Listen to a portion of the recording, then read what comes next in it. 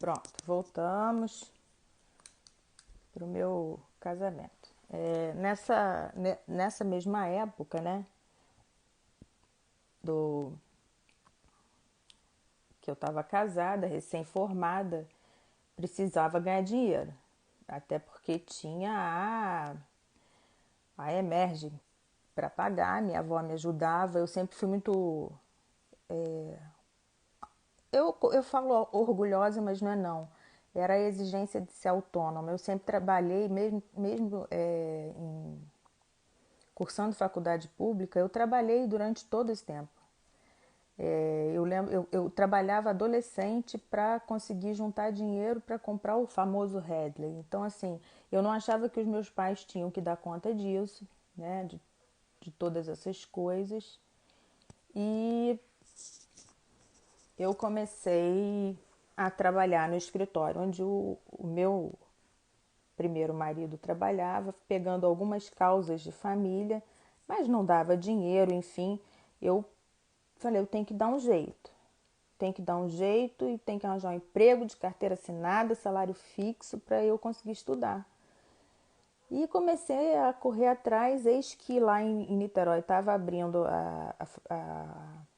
uma faculdade nova que existe até hoje, a Universo, e concurso de Direito, e uma amiga me falou assim, olha, tem vaga para professor, cara, vai lá e faz a prova, é uma prova oral, eles vão te dar 3 temas, você vai estudar e vai apresentar uma aula, eles querem saber se você tem didática para isso. Eu falei, pô, né, apareceu a chance, a gente monta e vai galopando, né? Fui e fiz a prova e passei, e nunca me esqueço que eu cheguei para minha mãe e falei, eu consegui um emprego, eu vou dar aula. Ela falou assim, ai meu Deus, lutei tanto para você não ser professora e você me arranja isso como primeiro emprego. Você vai ser professora. E eu sou absolutamente grata a essa experiência de vida. Por quê? Primeiro porque eu tinha que superar a minha timidez. Segundo, que dar aula me ajudava muito a estudar, porque ao preparar as aulas eu dava matérias diferentes, porque quanto mais turmas eu conseguisse pegar, mais eu ganhava. Eu tinha 8 turmas na faculdade. Eu só não dava aula segunda e sexta, sexta de manhã e à noite. Todos os outros dias eu dava aula, de manhã e à noite. E aí eu larguei a Emerge, que eu tinha começado, quando as aulas começaram a me dar mais turmas, e eu percebi que dando aula de várias matérias, eu acabava estudando. E, e sempre tive a humildade, por exemplo, o aluno me perguntava algo que eu não soubesse, eu simplesmente dizia, posso anotar a sua pergunta e a gente e te respondo na próxima aula? Anotava a pergunta, eu ia para casa, estudava muito aquilo para dar uma resposta concreta. Tive a oportunidade de superar, né, o medo de falar em público. Foi um grande exercício para mim que me ajudou muito lá na frente, na hora do concurso. E foi o sustento para eu continuar nos 4 anos que eu fiquei tentando, né, concurso, me sustentar. Queria ser promotora, mas não deixei de fazer para a Procuradoria do Estado, porque as matérias que eu mais gostava eram direito público. Fui até a segunda fase, 2 vezes na Procuradoria do Estado, e era reprovada sempre em processo civil. Fiz uma prova para a Defensoria Pública, que foi muito engraçado, isso merece ser contado, porque eu fui para a UERJ com o meu primeiro marido, nós dois, para fazermos a prova. Ao sair da prova, a gente sentou no carro e ele foi me perguntando assim, o que você respondeu na questão tal? Eu falava com ele, respondi isso, isso, isso. E naquela assim, eu respondi isso, isso. Ele, escorpião, né, ficou quieto o tempo todo, para ao final virar para mim e falar assim, você sabe que você vai ser reprovada, né? Eu falei, eu, hein, que isso? Eu já fui para a segunda fase de um monte de coisa. Simone, você negou o direito de todos os seus clientes, você esqueceu que você estava fazendo prova para a Defensoria Pública? Eu dei uma gargalhada, que eu falei assim, isso não é para mim. Porque em todas as respostas, todas as questões que foram colocadas, eu de fato dizia, ele não tem direito, porque não preenche requisito tal da lei. Não, ele não pode pedir isso, porque isso não está previsto em lei. Eu não tinha o exercício mental que é exigido do advogado, do defensor, e que eu admiro muito, muito, porque às vezes tem que dar nó em rabo de porco para arranjar uma tese qualquer, e eu não tenho isso. Assim, para mim a lei é lei, o certo é certo, o errado é errado, e não tem meio certo e meio errado. Então, assim, eu nunca mais nem tentei para a defensoria. E botei na minha cabeça, o meu lugar é o Ministério Público, eu vou focar nisso.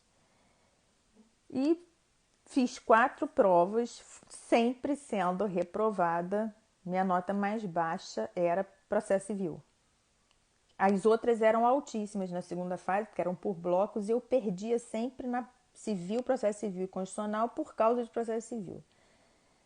E foi assim, no primeiro eu fiquei com 47 pontos nesse bloco. No segundo, 48 pontos nesse bloco. No terceiro, 49 pontos nesse bloco. Só que foi um concurso que foi um monte de gente aprovada. Eu falei assim, não vou nem recorrer, porque no próximo eu tiro 50. E aí, emocionalmente inteligente, eu peguei, passei, foram 8 meses, passei os outros 8 meses debruçada em processo civil. Tive a sorte de uma prima que estava prestando um concurso também, que tinha feito um curso específico de processo civil, me emprestar todos os cadernos que ela fez aula. Vou reclamar com o Fux. Suzy está falando para eu reclamar com o Fux. A gente foi aluno de processo civil do Fux, mas foi numa época que o Fux lançou acho que 3 ou 4 livros e fazia seminários todo final de semana, estava viajando. Na quinta-feira ele contava, dava um pouquinho de aula e contava do seminário anterior. E na sexta-feira, invariavelmente, ele já não dava aula indo ou pensando no... Ele não foi o professor que eu sei que ele é. E eu tive que correr atrás disso. Como eu tive que correr atrás de penal, fazer um curso específico, mas processo civil era o meu, né? E também teve uma coisa. Nesses 8 meses eu procurei terapia. Porque eu acho que quando a gente está num processo de autossabotagem, e eu percebi que eu estava me autossabotando, eu procurei uma terapeuta que coincidiu também com o final do meu casamento. Eu falei assim, tem alguma coisa errada comigo, eu só estou fazendo escolha errada, eu vou para terapia. Arranjei uma terapeuta, paguei a terapia, e ela me mostrou que eu me autossabotava. Eu tinha medo de, de crescer, eu queria muito, mas eu tinha medo do passo que ia dar e do que isso ia representar para mim, né? Em termos de responsabilidade, em termos de ascensão, mas fui. E ela me ajudou nisso, tanto que no concurso seguinte, ao invés de tirar 50, eu tirei 70 e blau, só notão alta, e passei, né? Passei. Finalmente, no quarto concurso, com 5 anos de formada, para aquilo que eu queria, eu passei. Não foi fácil.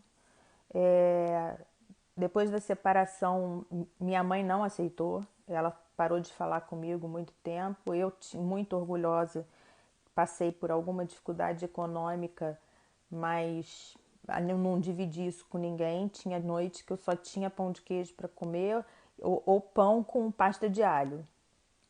Enfim, coisas que a vida nos ensina também. Depois eu vou falar um pouco até sobre sororidade. Dando aula, eu conheci o pai dos meus 2 meninos, que foi um cara que me ensinou a me divertir. Eu não sabia me divertir. Ele era um cara que, quando eu conheci, namorava 6 mulheres e ao mesmo tempo, e gostava de pagode, de samba, e me apresentou esse mundo da diversão que eu não conhecia. E eu me encantei e era uma parte minha que eu precisava e ele trouxe isso para mim. A gente começou a morar junto muito rápido, né? Porque eu já tinha passado. Ele me deu muito apoio estudando. Quando eu dizia que tinha que estudar, que ele acompanhou já a minha última prova. Quando eu dizia que era que eu ia estudar, ele dava muita força. Comemorou, ficou muito feliz com a minha vitória. E eu comprei o apartamento do meu irmão, porque eu queria. Porque o que aconteceu? Ainda tem isso. Eu morava em cima da casa da minha avó, né?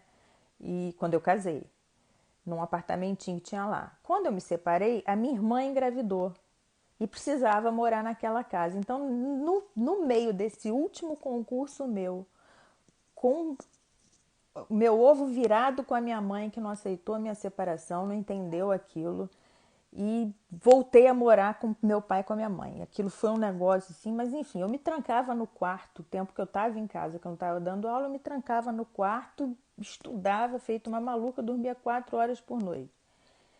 Foi um período difícil, né? E assim que eu passei no concurso, meu irmão querendo, vendendo o apartamento dele, eu falei, eu compro. Vendi o carro que eu tinha e assumi lá uma dívida, sei lá, fui pagando a ele aos poucos, comprei um apartamento e fui morar lá no Fonseca. É...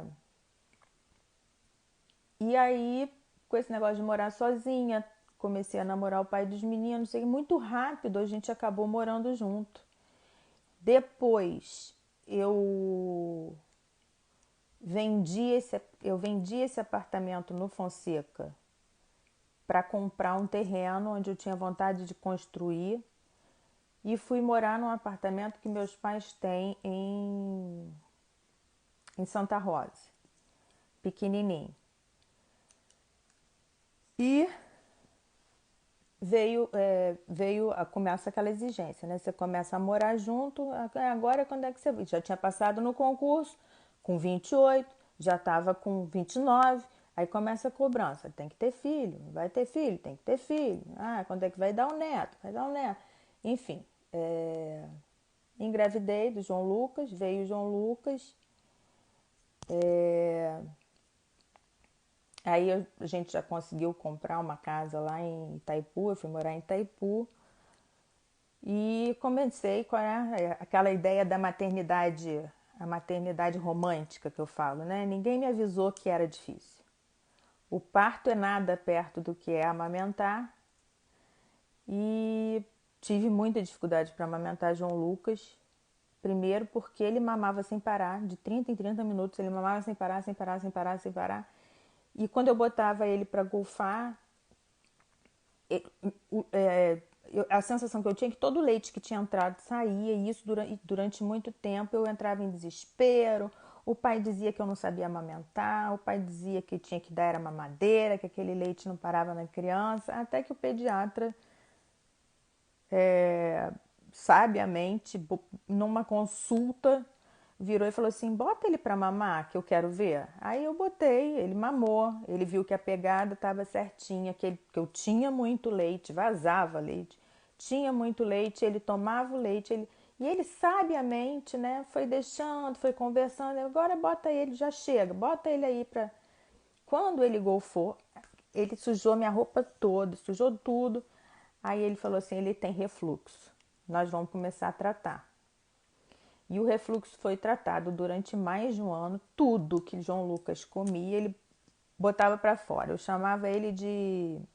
Como é que é aquele filme que tem que roda a cabeça? O Exorcista. João Lucas comia, de repente ele fazia um barulho e aquilo voava assim. E aí limpa a parede, limpa o chão, limpa a televisão que estava na frente, prepara outra refeição e dá para o João Lucas. Até que ele melhorou. O meu casamento não estava numa fase boa, mas aí houve uma reconciliação e eu engravidei de João Gabriel.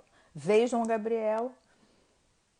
João Gabriel nasceu com 6 meses, ele começou a ser alimentado com comidinha, né? Como tem que ser.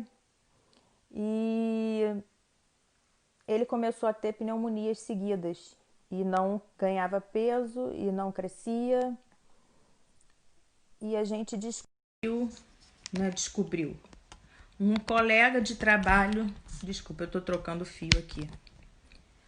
Um colega de trabalho, vendo o meu desespero no trabalho, contando, falou assim: Simone, o quadro que você tá me descrevendo é igual dos meus filhos. Ele deve ser alérgico. Ou ele tem alguma questão imunológica. Vou te dar o telefone do médico que salvou os meus filhos.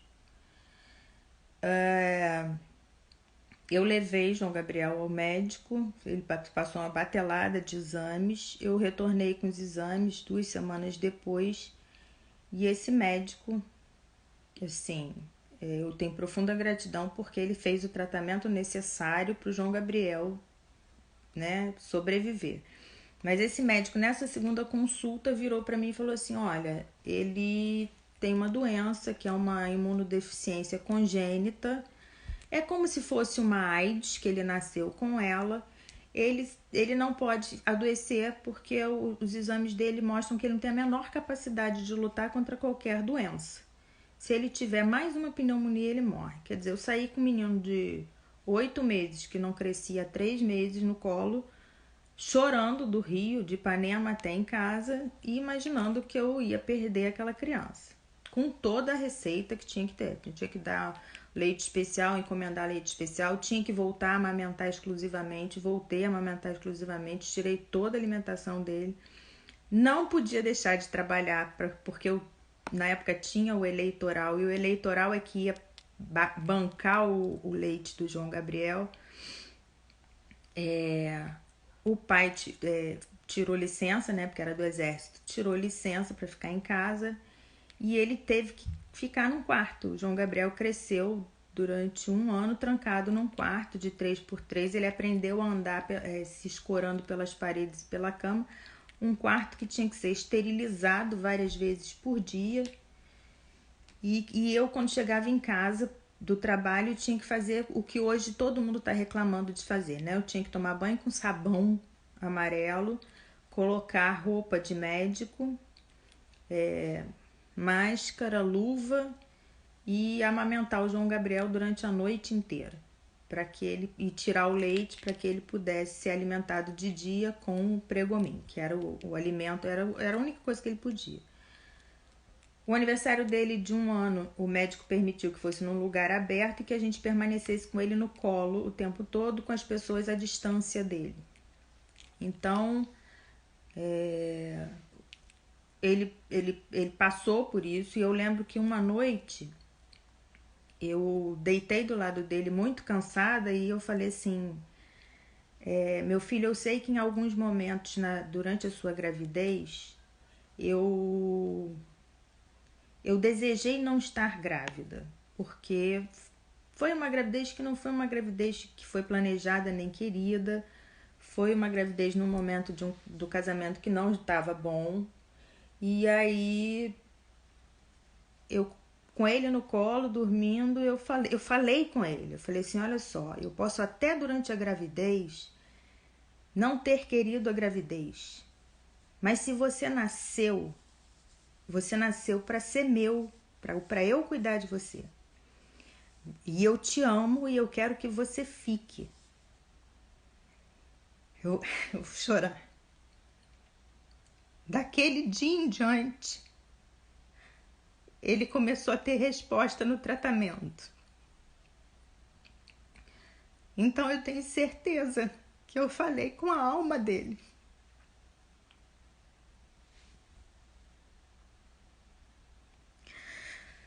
E ele hoje é uma bênção. Não fica doente, é alegre, é criativo. É o que mais parece comigo fisicamente, embora seja moreno, é meu preto. Enfim, o peso de tudo isso também acabou com o casamento, veio a terceira separação, né? Não, a segunda separação. E aí, mais uma vez, a minha mãe disse que aquilo era um absurdo, que agora eu era uma mulher divorciada pela segunda vez com 2 filhos, que eu ia ter uma vida horrorosa. Aquele preconceito, né, que as pessoas iam me pisotear. Mas eu segui em frente, acabei. E isso foi um peso tão grande que eu começou uma época em Niterói com sequestros relâmpago, enfim, eu me senti insegura de carregar as crianças no carro, na cadeirinha, enquanto eu transportava de Itaipu para Icaraí, de Icaraí para Itaipu. E eu falei, sabe de uma coisa, eu quero mudar, eu quero sair daqui, eu quero sair de perto de tudo isso. E eu decidi que eu ia concorrer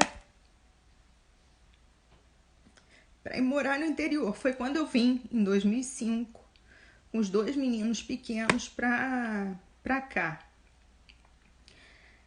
para Friburgo. E nessa época eu estava começando a namorar o pai da Sofia. Eu vim, eu vim em maio, as crianças só vieram em julho.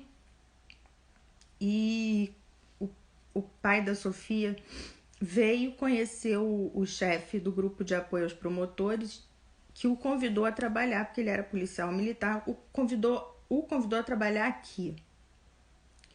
Com essa história dele vir para cá, acabou acontecendo que a gente começou a morar junto, e hoje eu sei que prematuramente, que, né? Mas aí também a gente não sabe, a vida vai nos encaminhando, e eu recebi, né, a Sofia, que eu falo que é a luz da minha vida. Ela não tem luz só no nome, não. A Sofia é a luz da minha vida, porque quando o pai dela, quando a gente separou, foi uma traição feia, eu descobri de forma muito feia.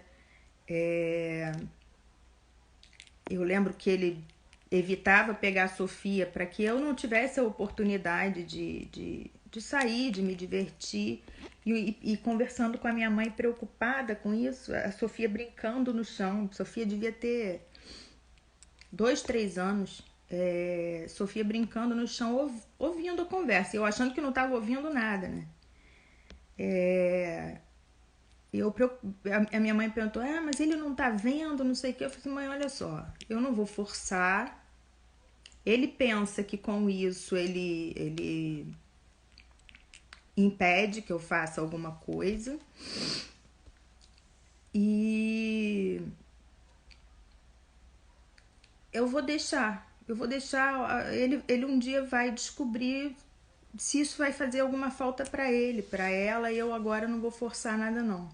Deixa acontecer. Quando eu desliguei o telefone, a Sofia, pequenininha, falava errado. Ela virou para mim e falou assim: "Mãe, preocupa não. Eu vim para ser só sua." E assim, eu tenho amor profundo pelos 3, mas a Sofia, ela lê a minha alma. Então, assim, são 3 filhos completamente diferentes, de casamentos diferentes. Eu brinco que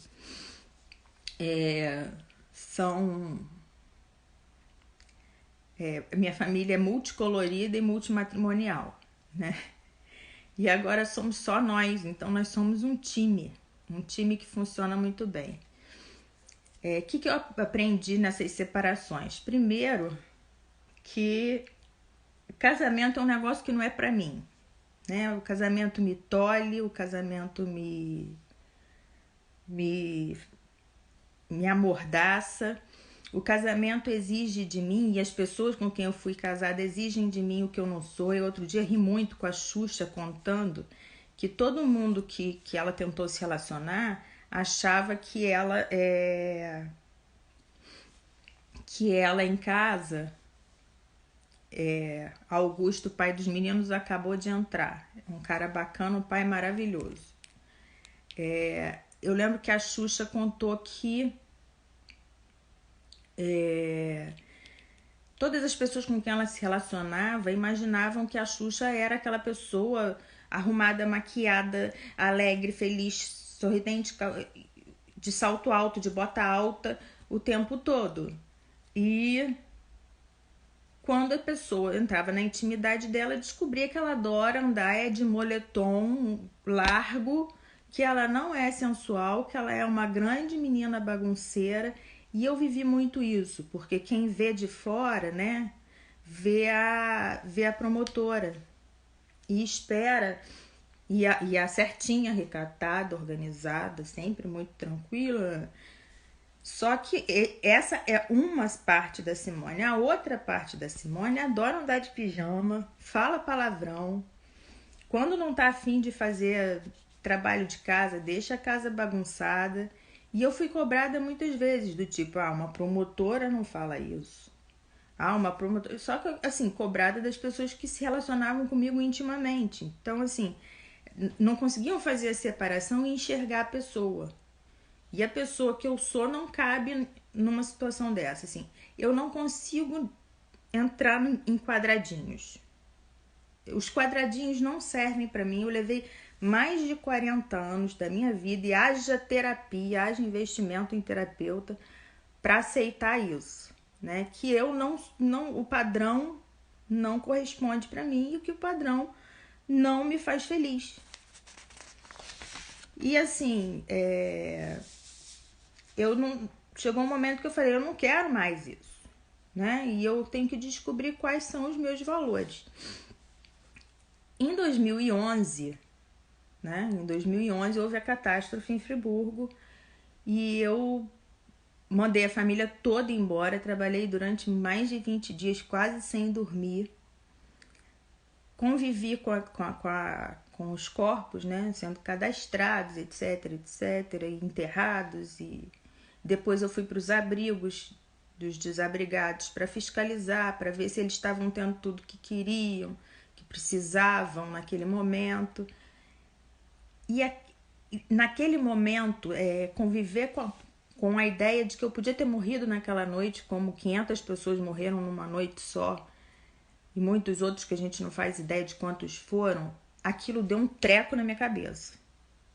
Eu estava sustentando um casamento onde eu era traída, eu estava sustentando uma vida onde eu não era feliz, e eu olhava e falava assim, eu podia ter morrido infeliz, só maluca você toma um rumo. E aí eu pedi para separar, acabei com aquele casamento e passei 4 anos da minha vida dedicada a mim. Assim, eu fui fazer as viagens que eu sempre quis, eu fiz curso de PNL, curso de coach, todo curso que aparecesse eu me inscrevia, eu fiz curso de autoconhecimento, eu fiz reiki, eu fui a tarô, fiz tudo, porque eu queria me conhecer e me aceitar. Tudo que fizesse sentido para mim eu estava buscando. Nesse momento eu acho que eu descobri a minha natureza, que a minha natureza é a buscadora. Eu vou buscar sempre algo que diga, que fale ao meu coração. E foi um momento de muito crescimento, inclusive espiritual, porque até espiritualmente eu nunca conseguia me enquadrar, né?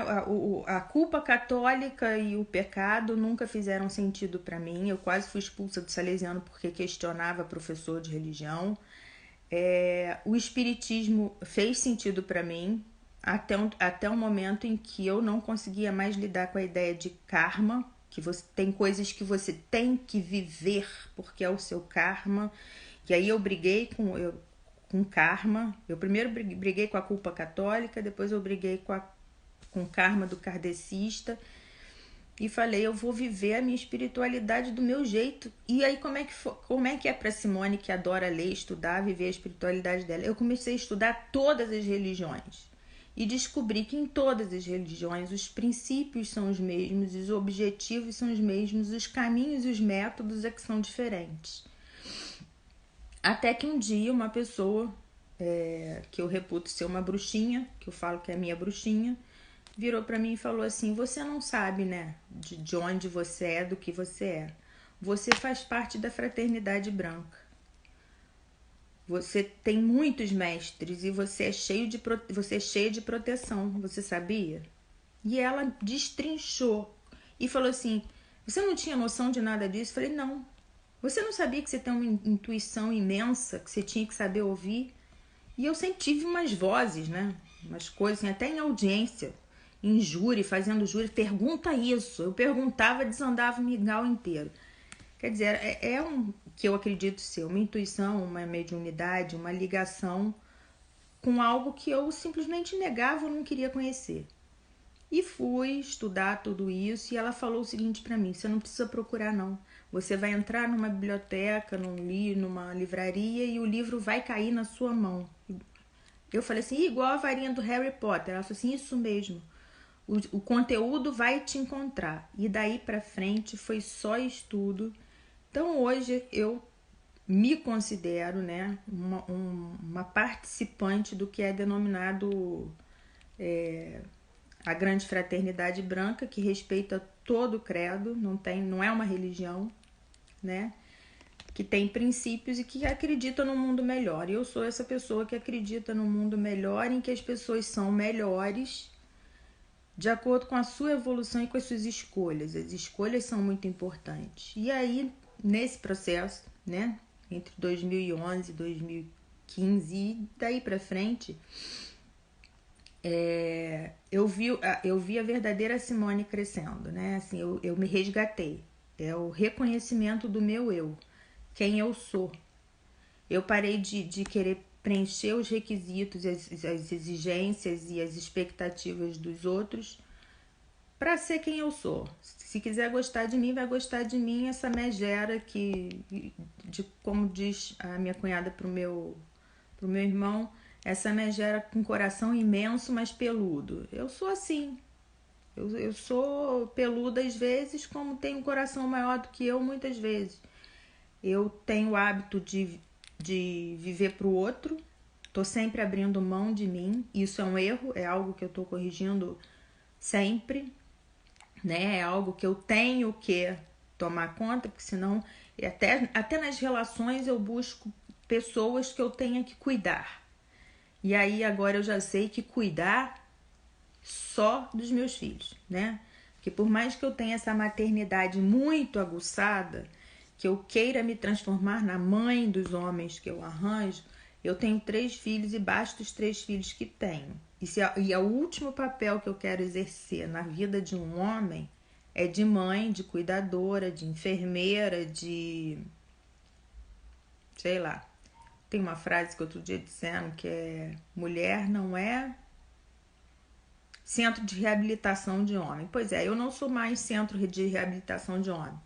Já superei essa fase e hoje eu conheço os valores que são meus, que eu tenho os valores familiares, que são aqueles que eu, né, que eu respeito e que eu tenho em mim e não abro mão deles, mas hoje eu tenho os meus valores pessoais, que são ética, justiça e igualdade, que as duas coisas para mim estão ligadas. Para mim a justiça ela é social, ela é aquela que garante a igualdade, mas, né, o ideal de igualdade para todas as pessoas. Eu aprendi que beleza, né, algo que não era um valor para minha família, a beleza é um valor para mim.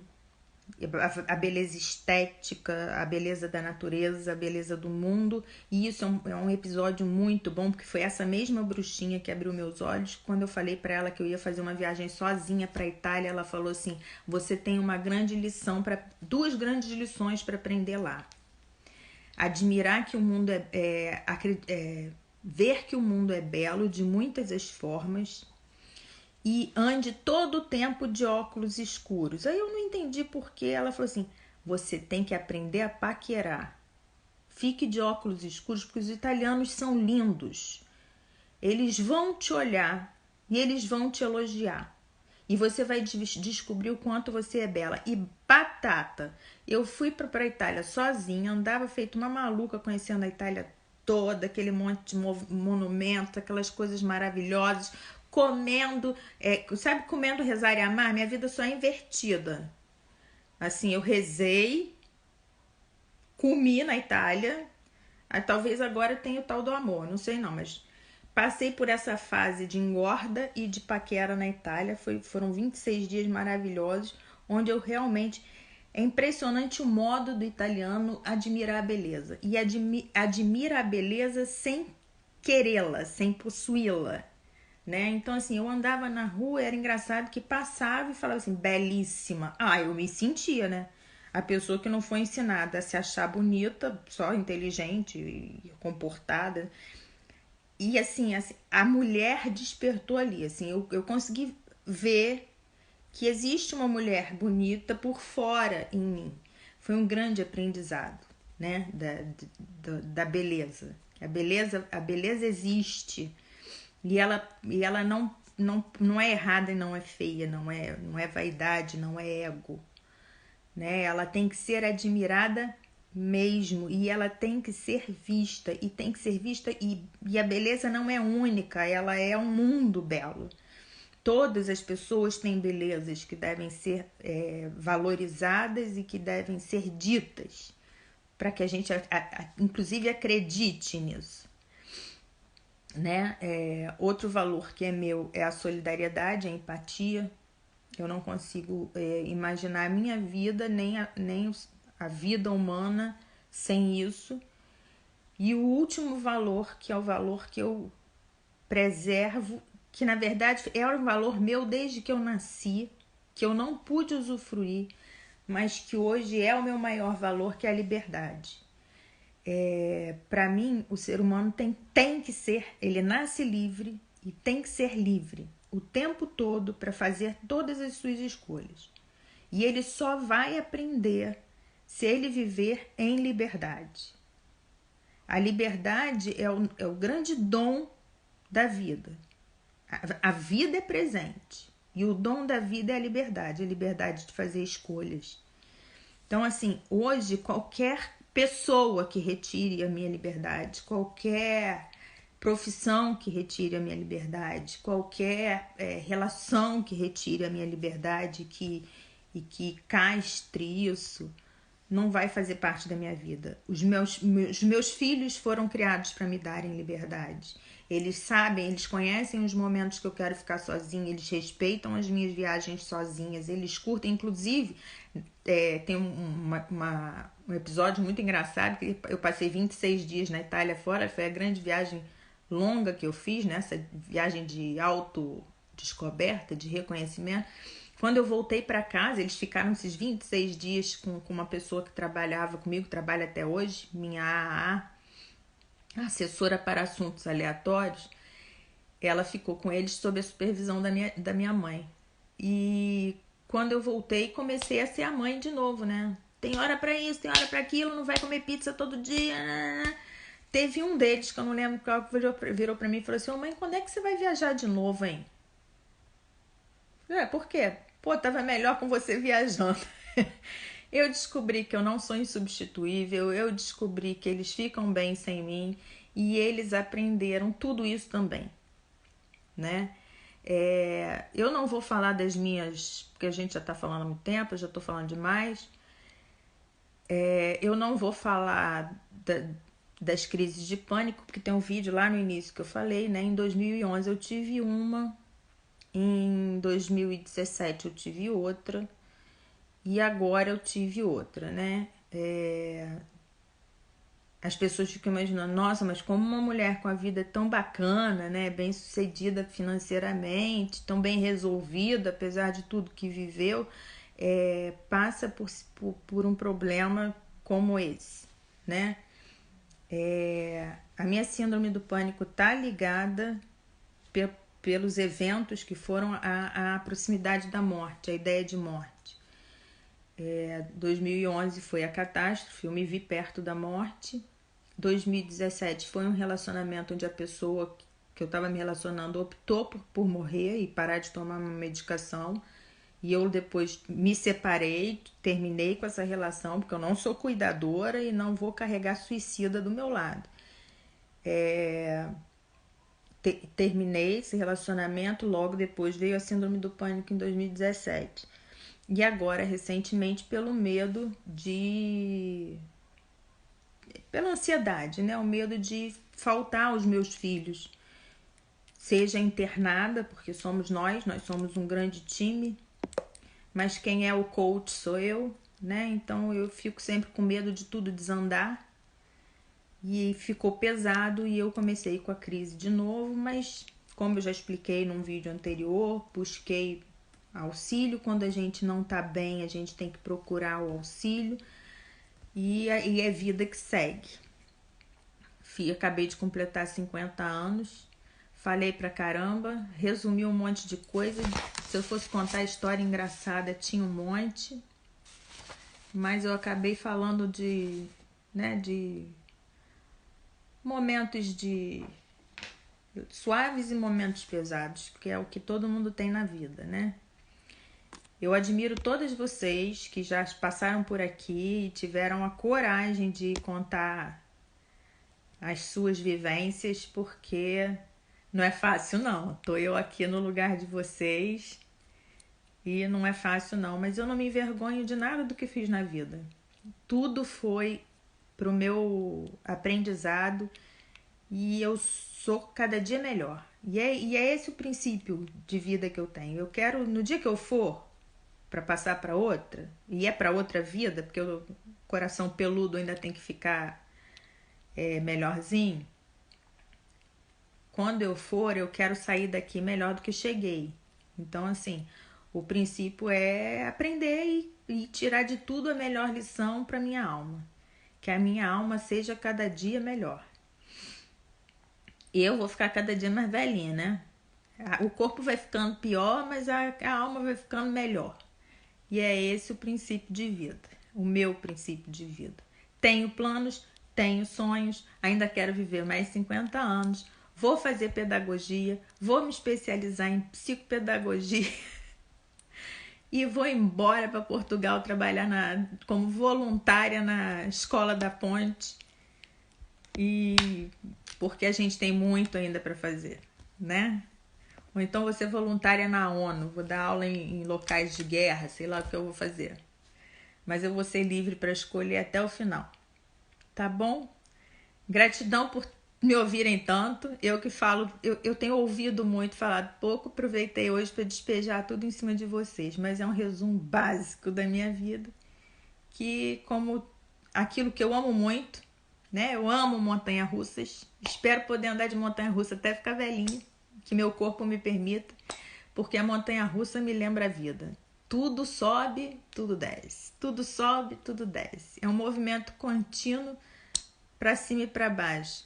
E no dia que inventarem uma montanha-russa em forma de ascensão, essa vai ser a minha preferida. Que eu acho que a vida da gente tem que ser esse movimento de ascensão sempre. Um beijo enorme, eu preciso parar porque eu tenho meu curso, meu grupo de leitura agora, Mulheres que Correm com Lobos, e eu sou uma loba que estou aprendendo a correr horrores com esse livro. Vou até montar um outro grupo de mulheres para a gente ler esse livro em conjunto. Foi o maior brinde que eu recebi da Adriana Amaral, que me convidou, e eu estou amando ler esse livro com outras mulheres que... Cada uma tem uma leitura, né? Cada um tem uma leitura da sua vida, da vida do outro. E esse livro é fantástico para nós mulheres. Bom final de domingo. Vão dar uns beijos na boca. Abre um vinho para tomar. Que a vida segue e a minha foi essa. Beijo grande.